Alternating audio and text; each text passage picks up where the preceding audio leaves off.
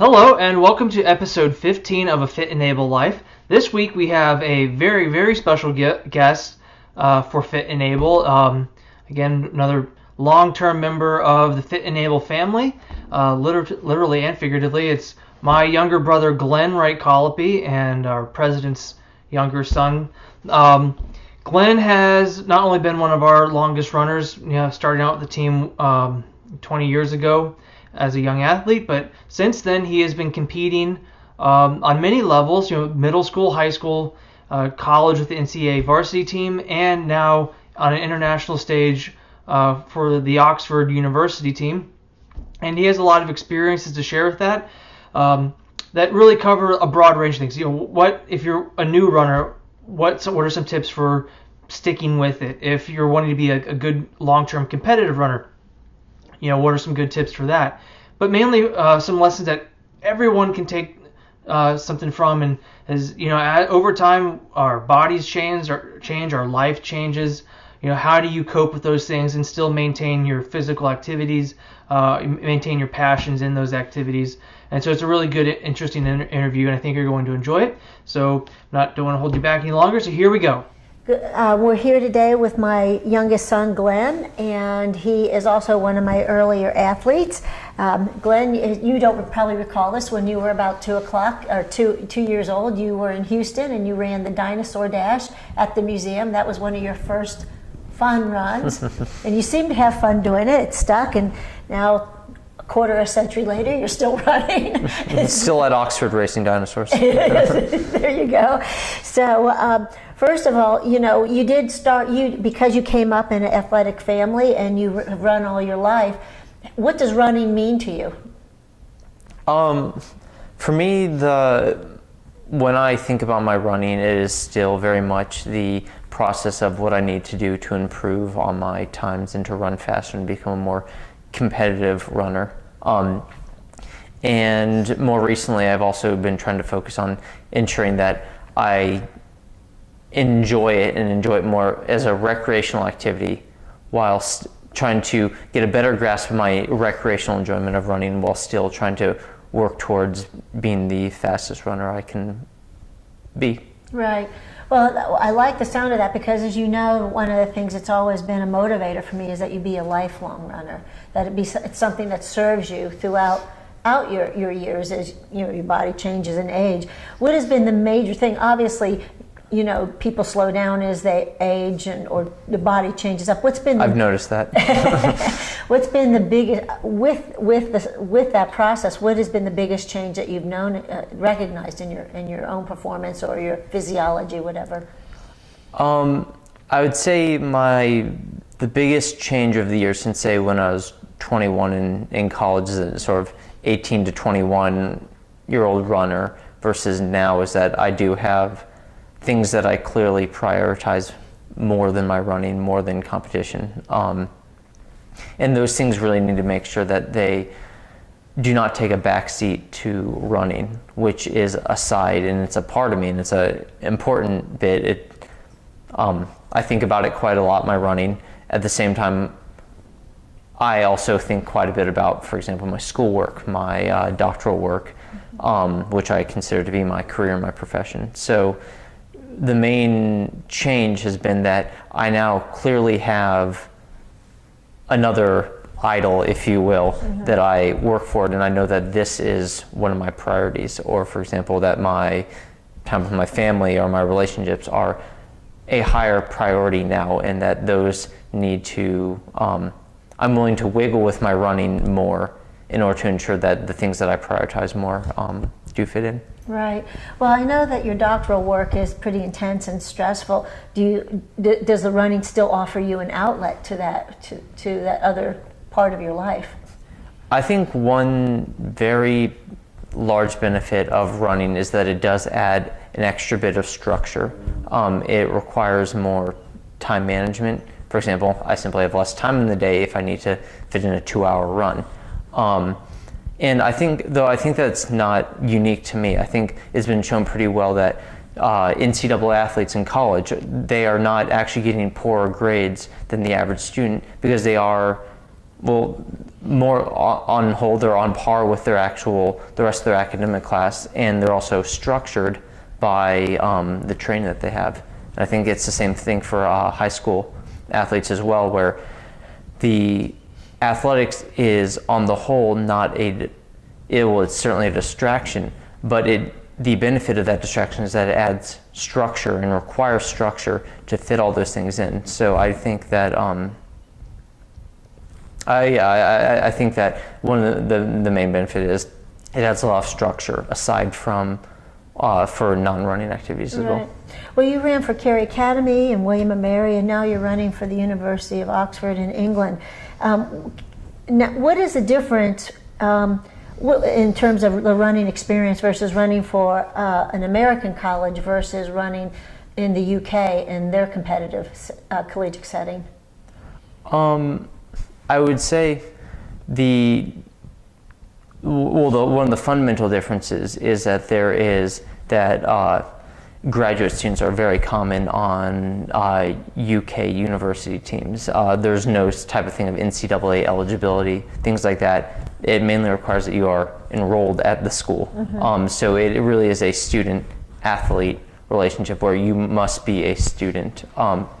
And at Oxford, I'd say one thing that I notice amongst the undergraduates is that they are very much bound to their coursework, where they have some very hard deadlines. They have examinations at the end of the Trinity term, so in the spring term. They have these examinations that basically account for the majority of their grade.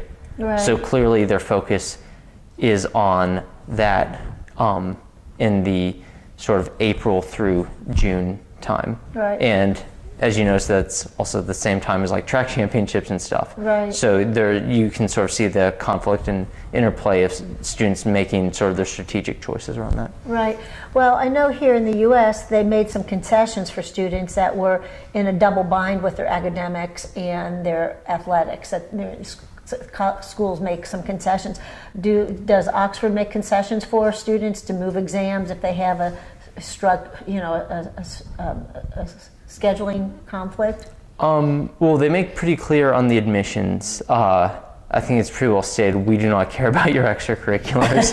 So yeah, that's another thing. Yeah, with the American universities, they want to understand the student holistically and stuff like that. Universities in the UK, well, at least from where I applied, they truly did not care about those things. They are interested in what you're able to provide academically. Right. And if you can work out some special arrangement on top of that, that would be on an individual basis. It would be off of the goodwill of your academic advisor, right, not a university-wide policy.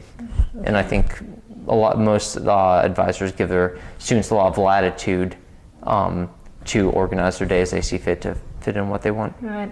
Well, I've been over there, and I mean, I've seen you run in high school and here in the U.S. and track meets and cross-country meets, but I was really stunned when I came to see you run in BUCS in the UK that they held races in conditions that races could not be held here in the US. For example, when you ran in BUCS in Wales and it was literally a blizzard that you couldn't see somebody 5 feet away from you. And in Stirling, Scotland, it was raining in a mudslide. I mean, it was like a mud run, and and I've never seen so much blood in a cross-country meet before from people spiking each other.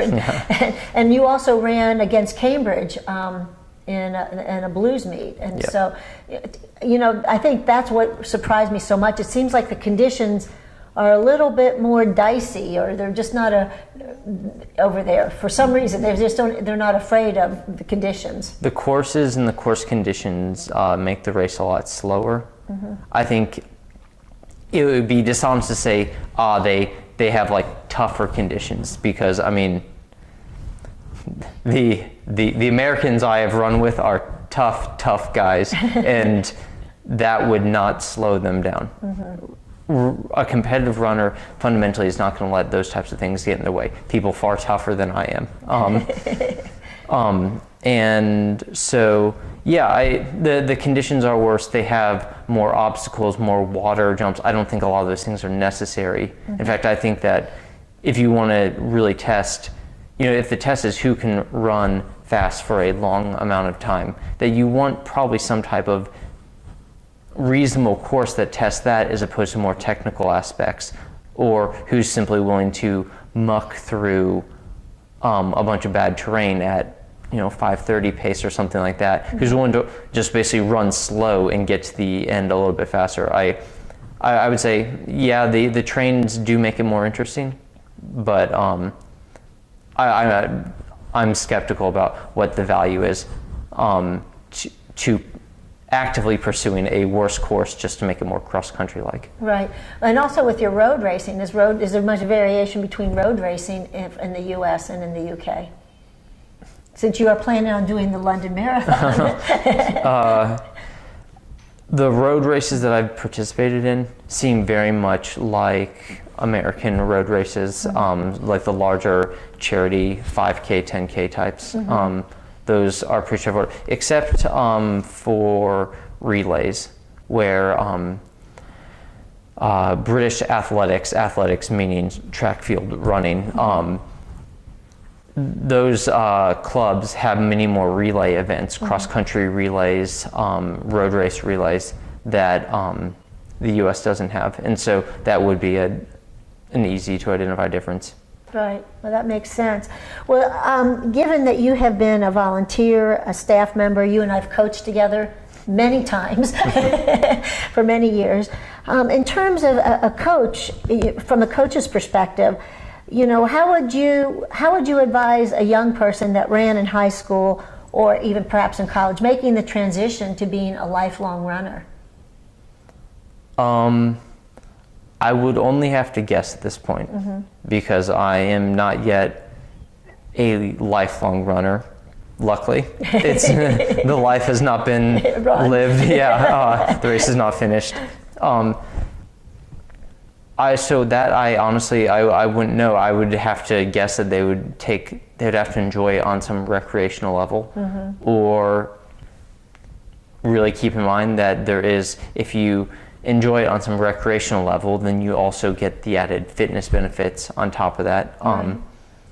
Vanity, perhaps, maybe just like how it looks, being in good shape. So I mean, I guess some people also just use running to supplement their other activities. I haven't made that transition yet, so yeah, I don't know. Now, when you run, I know that you've had along the way you've had injuries, and obviously you have a great concept of what it is to be fit and able. But has there been a time when you really felt like you weren't fit and able, and how did you deal with that? 2011 through about mid 2012 was it when I had my year and a half Achilles problem. Obviously, that just felt like a slow decline into irrelevance, competitively in terms speaking. of your running. Yeah. So that obviously it wasn't fun, and it does take a while to build up back from that and sort of regain confidence, including the confidence just to train hard and believe that your body isn't going to break and leave you out in the cold again for another few months. Right. A little, after having a major injury like that, a little tweak can kind of scare somebody who's really wanting to get back on the road. Yeah. So. And you also lose a lot of stuff that you possibly can't get back. For example, you have to leave yourself wondering, have I lost, for example, my fast twitch development? Right. Will I get that back if I start training again? I guess you just either have to believe that you will, or say, whatever it is there, I'll compensate for it in some other way. Right. And mainly just keep looking forward. I think as long as you're always looking forward to what you need to do next and build on that, then. Do you ever supplement your training with other kinds of activities, some sort of cross training? I know you were also a triathlete. When you were young, you were really a top-notch triathlete for your age group, and then you just focused on track and cross country and things like that when you entered high school. But now, do you do any kind of cross training or anything to supplement that's not so much weight bearing, or? So I've done plenty of aqua jogging, which is sort of a fun, interesting thing. Obviously, you look really weird in the pool while doing it. luckily where I train, they have a very deep end of the pool, so I have about half of a pool where I can do laps around, and it's where other people do sort of their doggy paddle type rehabilitation work. So yeah, I've done plenty of aqua jogging. I've done swimming when my body's getting too tired, and I do think that you really can feel the difference in that.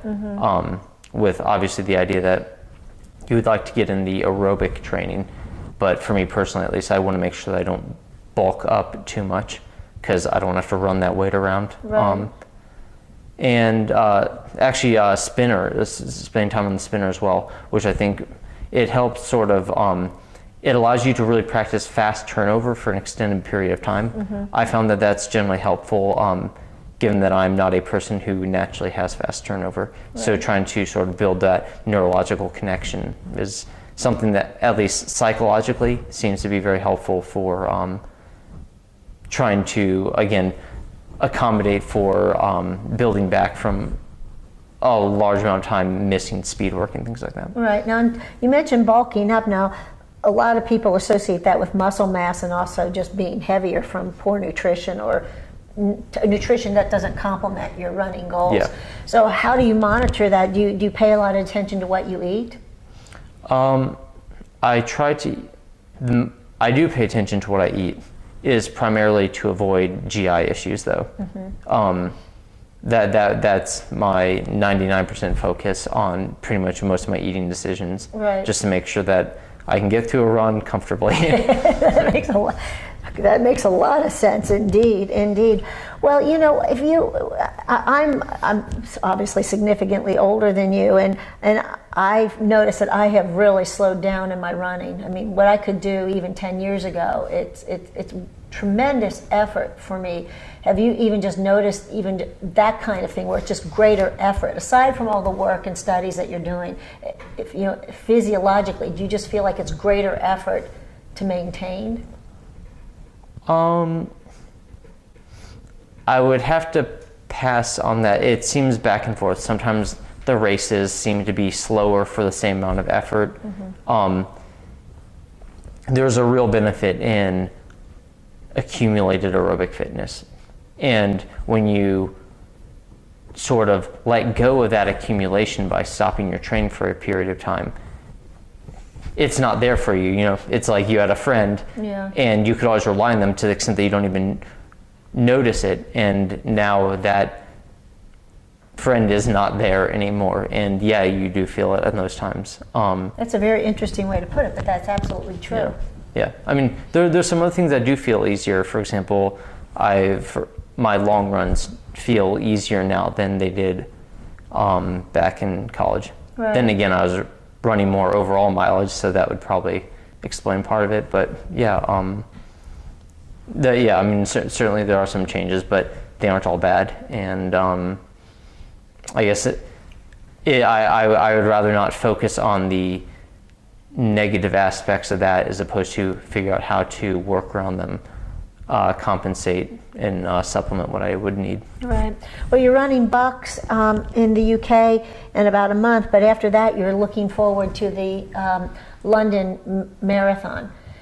And you'll be running on a team with that, is that correct? Yep. What team will you be running with at the London Marathon? It'll be the University of Oxford team. Is that, and so are you training together with them, or do you all train independently, or is it some combination? I guess we'll find out. We've all been gone for a month, and cross-country season was right before that. Right. So luckily one of the other guys training is 2 houses down from me, and he's also a doctoral student, so we have plenty to chat about. I guess we'll see. I certainly hope to have some company on the longer runs, because otherwise it will be a lonely 4 months leading up to the marathon. But you're quite confident that you'll be able to entertain yourself with your own thoughts, right?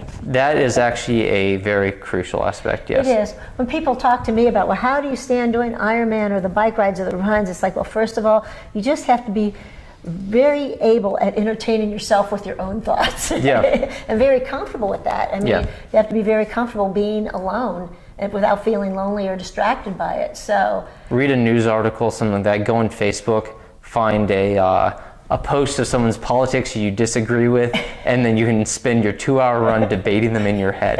There you go. Well, what advice would you give to anybody that has not been running, that's not a runner, and wants to maybe start running?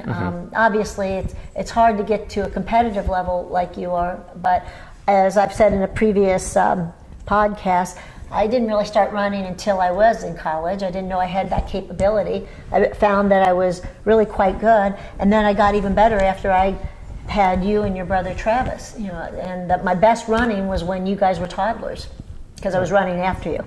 Right. So I'm training all the time. But I won't have that boost. I am unable to produce toddlers. So I'll have to, I don't know. But if you had somebody your own age that said, I want to run a marathon, what would be a couple points that you would give them to get them started? Honestly, I would say it would be very important for them to find something that they enjoy about running. So for many people, that is the competitive aspect. It's just this burning need, the idea that if you are not training, there's someone else out there who is, and when you race them, they will beat you. Or you're not training, you were training before, so when you race your previous self, they will beat you. You are not doing what you need to improve on your PRs or your goals. You're not working towards those goals. If you don't have that competitive aspect, I would say the main hurdle is to get into enough shape where running does not feel so completely onerous, that you would basically have some ability to go out there and run a moderate distance without feeling like you are dying in some way. Right. And that does take some commitment, even for competitive runners coming back from something.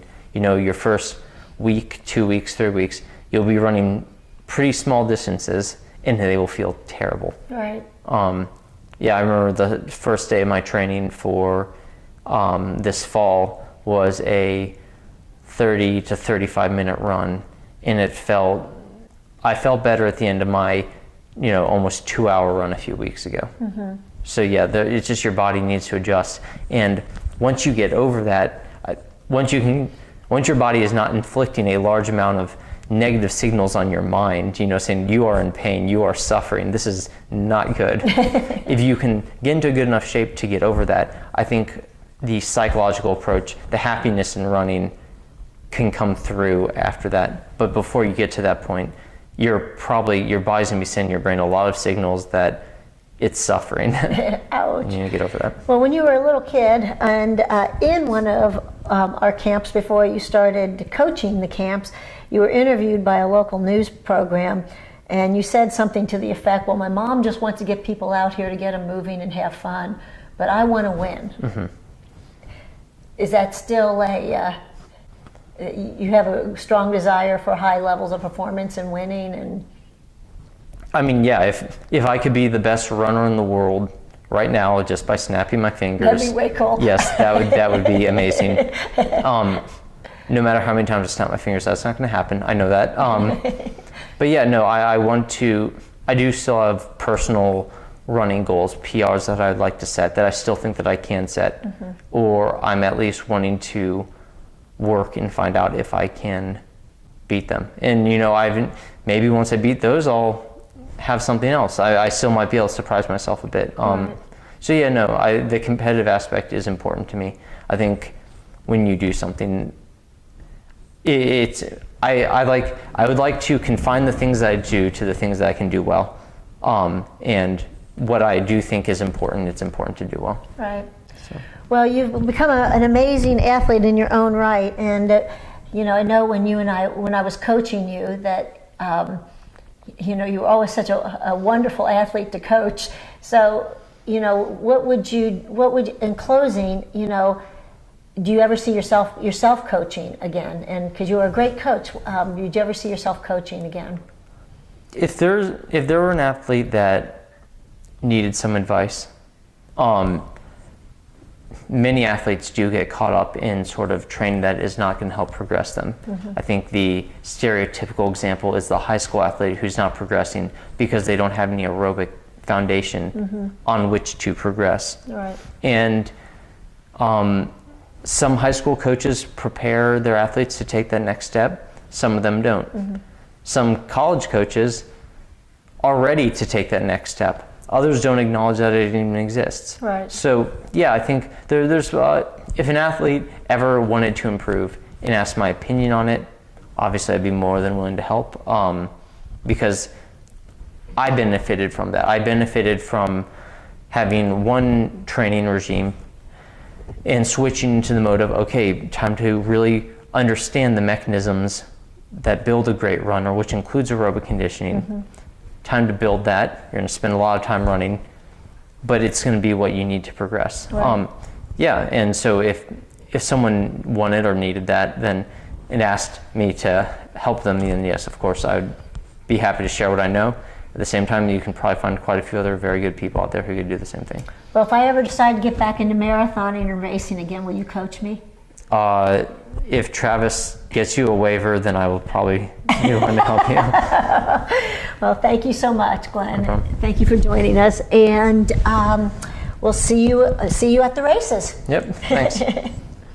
Well, I think that was a lot of great advice for runners of all ages, talents, and just where people are, wherever they may be in their athletic careers.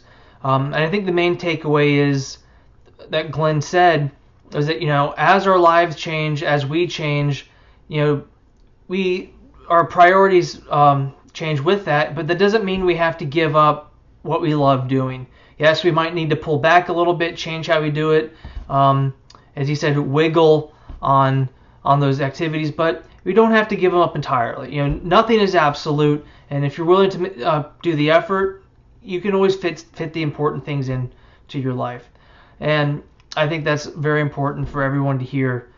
Again, we're at about 2 weeks into the new year, which is quitting time for by far most people's New Year's resolutions, and hopefully you're still working strong on your New Year's resolutions and whatever that may be. And if you need some help with that or looking for some more ideas, right below this video on the show notes, whether you're on YouTube or on our website, there's a link where you can get the ebook 101 Health and Fitness Tips. All you got to do is just subscribe to our newsletter, and you're off to the races for a long, healthy life.